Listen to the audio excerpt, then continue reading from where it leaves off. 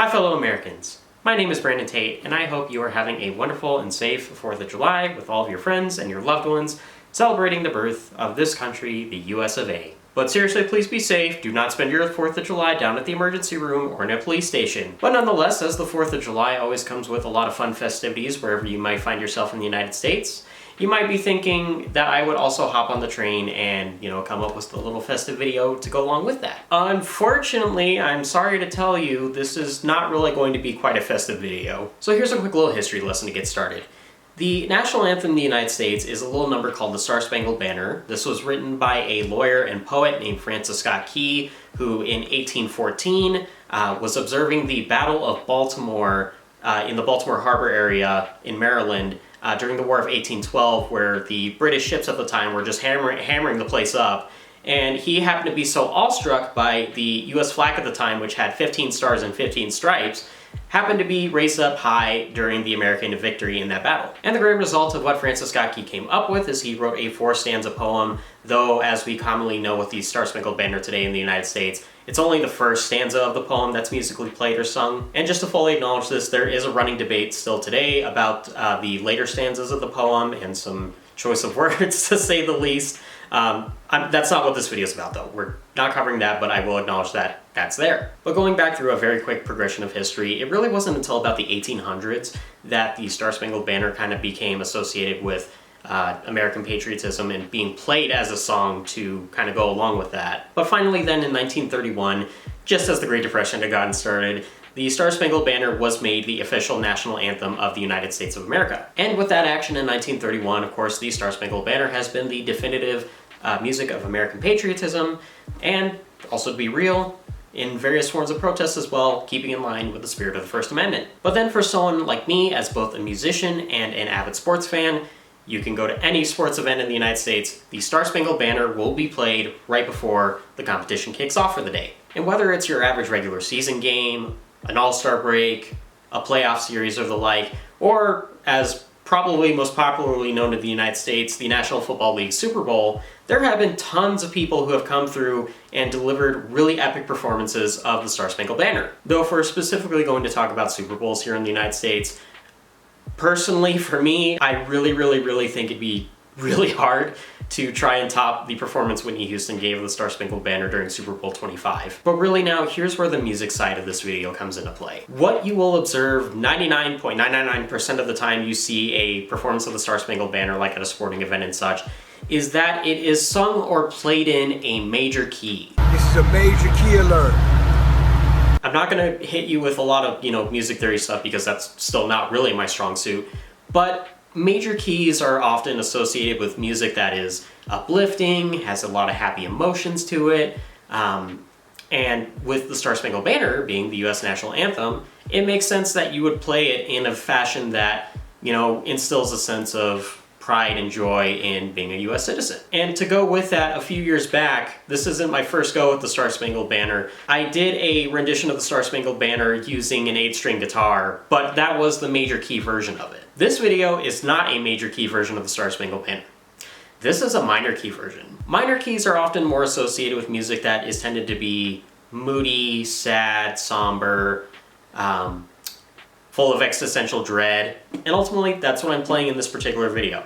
Sorry for all the history stuff in advance. What's nice about this compared to the 8-string version of the Star-Spangled Banner I did a few years ago is I'm still really using the same arrangement that I've had for the longest time, and it's printed out in front of me here. It's just really a matter of changing a couple notes around. And as I played this version in advance for my parents, they have described it as, yes, it's still beautiful, but it's definitely leans more into the sad, somber side of musical expression. Before I go ahead and play it, I am going to clarify just a little bit on the instrument in particular that I'm going to play it on.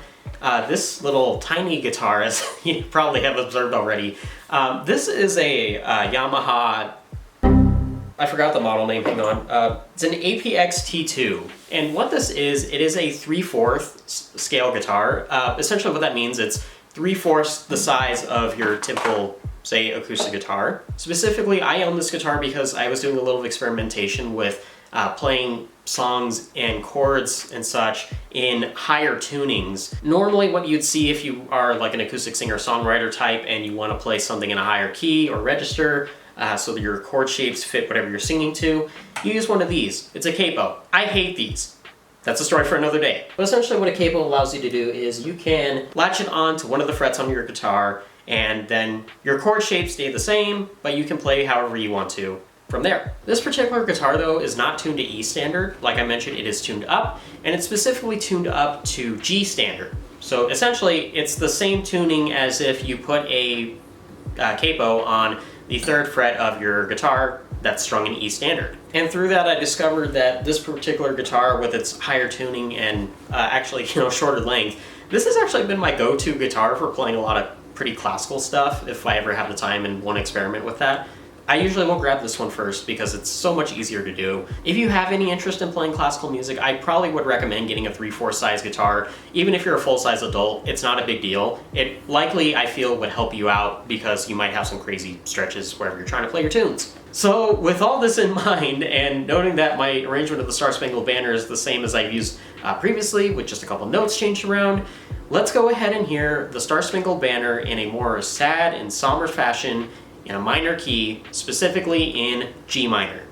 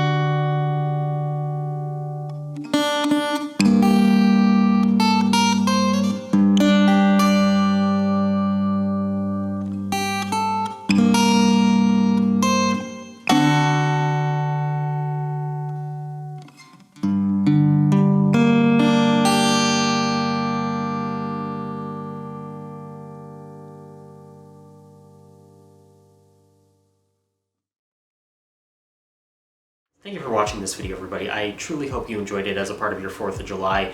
And I also want to throw out a little bit of a challenge, if anyone wants to take this up. Where could this fit? Where could this minor key, really sad, broody version of the Star-Spangled Banner, where could it fit? I'm sure there is a place, somewhere at least maybe in popular media, that this version of the Star-Spangled Banner would fit perfectly for. Again, I know you're probably not going to hear this at sporting events. It would kill the mood of the sporting event instantly. But if there is a place for minor key Star-Spangled Banner, I want to hear your thoughts on it. Let me know wherever you're watching this. But other than that, please again, be safe, and I will see you in the next video.